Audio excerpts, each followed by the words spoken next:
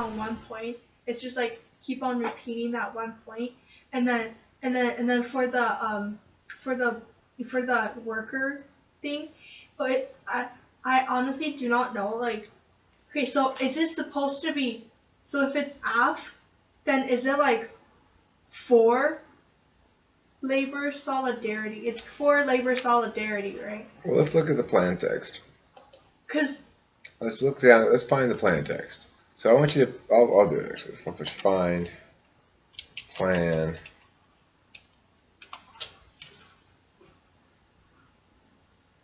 Because for me, okay, so in my opinion, I think if you want to argue about something, you need to bring out like your own opinion plus facts.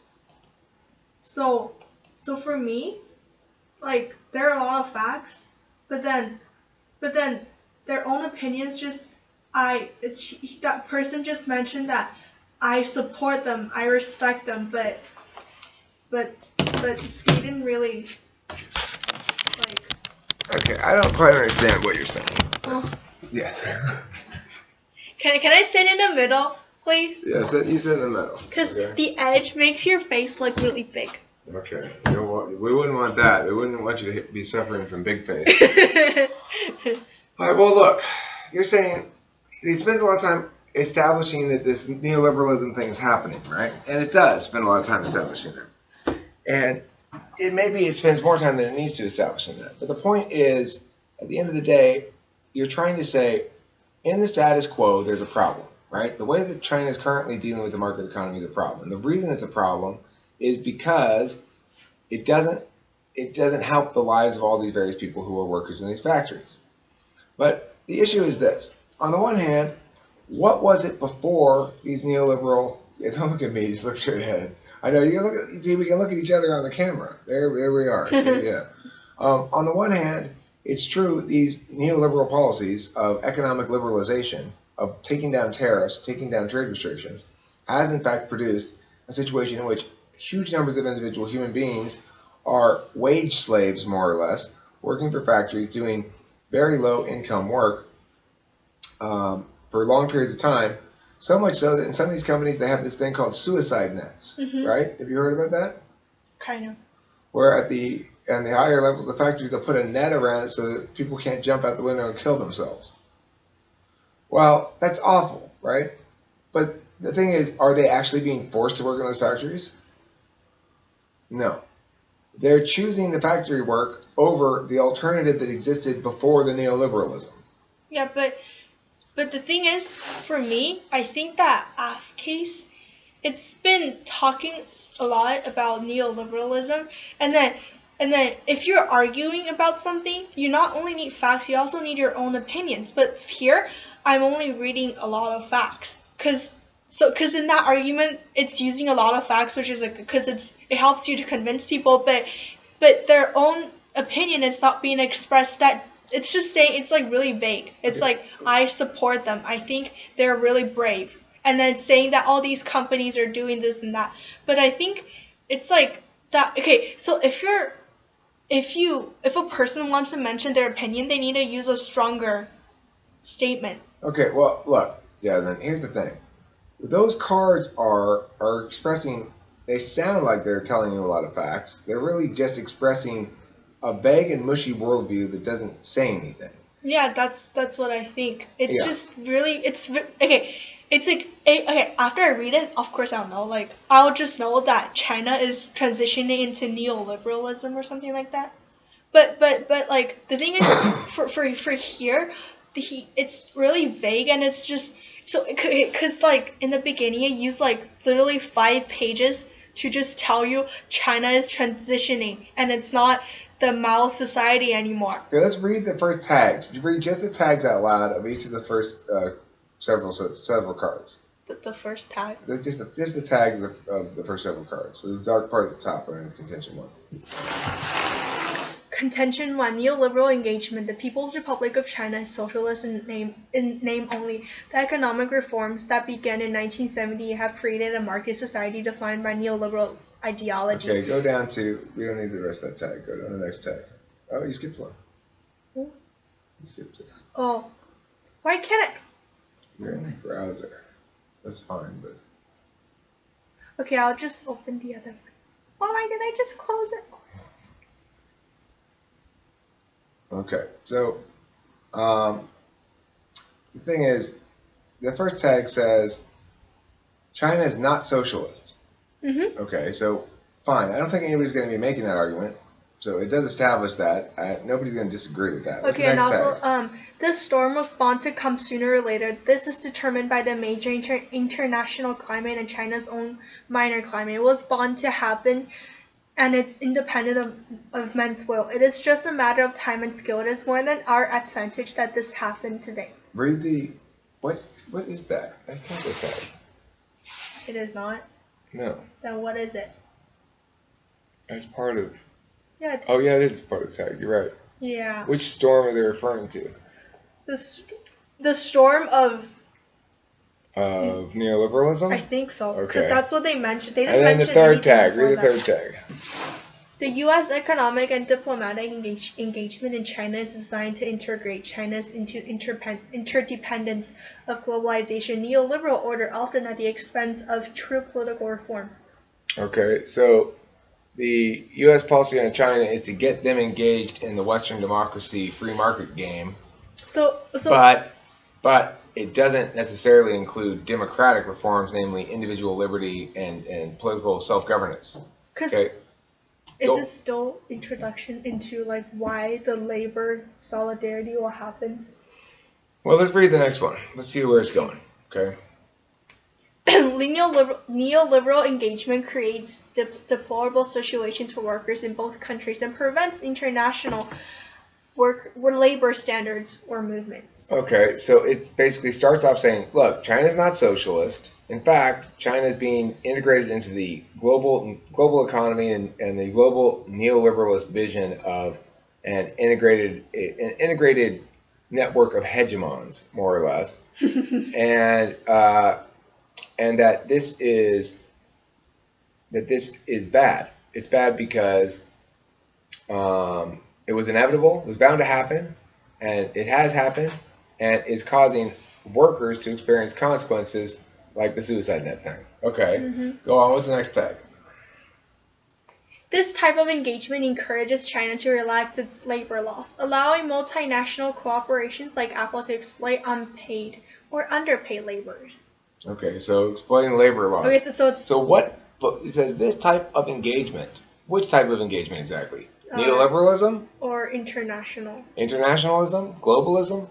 There's a misunderstanding here, right? That somehow, like, It's the unclear. U.S. government is making a deal with the Chinese government to hire people to build stuff. That's not what's happening. Because in this part, it's basically saying that like low wage makes profit for the American companies, which makes them happy, and then it's basically portraying them as the evil people of like bringing up that labor. Right, well, revolution. but here's the thing. Why is it that an American company can go over there and offer $2 a day and have people actually take that job? It's because of the market.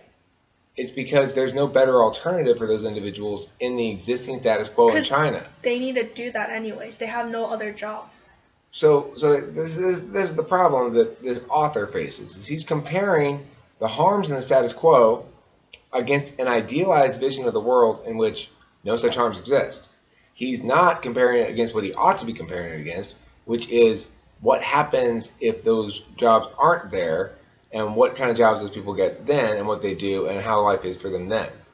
At least in this model, however horrific we may determine those labor violations to be, or labor exploitation to be, at least in this model, these people can get to sacrifice for their family in some sense. Go ahead. The terminal impact is extreme and unsustainable poverty and global injustice. Acting now to reserve neoliberal trends is critical to prevent a spiraling crisis. Reverse neoliberal trends. Wait. All right, so it says we've got to that. act now to reverse neoliberal trends, or we face spiraling into abject poverty for massive amounts of people forever. Except that's not true. It's just not, right? In fact, if we had kept the old Maoist ways, If we had kept the communist ways, then everyone would still be riding a bicycle in China. It's like North Korea, basically. Yeah. So that's not what the author is comparing against, though, is he? No. And the fact is, when those individuals, there is a certain amount of time where individuals go through a growth period in an economy where there's a lot of manufacturing stuff. But the only way to enable things to change is to empower the mechanism of competition and free market economics. It's to not to make more rules to restrict it. Because it is just this basically this argument's basically stating how it's bad, and we should just restrict that because it's bad. We're raising labor's. Well, look, it's saying the way we are doing things produces this outcome of people who have horrible, horrible jobs, make too little money, and are subject to exploitation by other human beings. And then, they refuse to acknowledge that the reason that's the case is because of the ongoing prioritization of coercive methodologies in general that allows some people to have to engage in that kind of behavior. They don't have other outlets because there's no mechanisms in place to allow them to freely and according to their own vision implement their own profit-making schemes. Like in China, those people who are working in the factory, they can't say, all right, well, I'm going to go start open up a store and sell stuff on my own or whatever. That's their only way to make money. Because the government limits the ability of labor to make its own decisions. And so, as a consequence, of course, what do we need? According to this person, we need more coercive methodologies in order to prevent the profit-making of some from resulting in the exploitation of others, except it's neglecting the fact that the exploitation of others, those others are freely choosing that so-called exploitative work over the alternative. All right, proceed. Contention to anti-neoliberal solidarity. Should I read that? Just read the tag part, not the name. Okay, rather than accepting the terms of engagement given to us by the topic and status quo, we position ourselves as active participants in the bilateral struggle against the neoliberal globalization. All right, so it says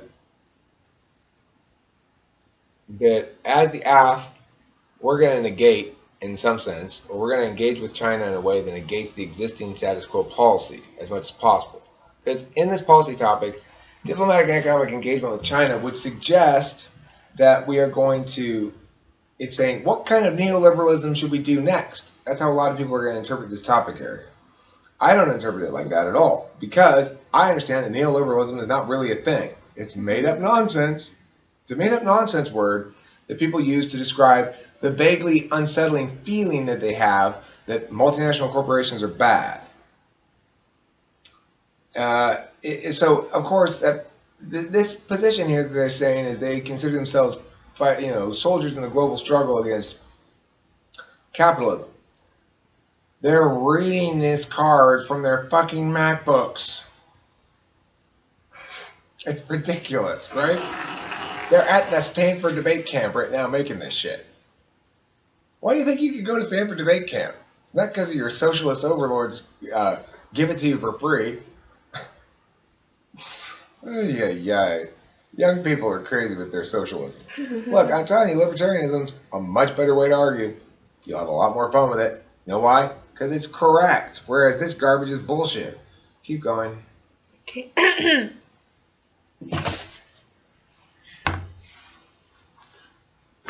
Our affirmation of transitional solidarity recognized the shared points of resistance and agency of Chinese workers, pushing back against the majority white male labor movement which currently fosters resentment towards the workers of the global south.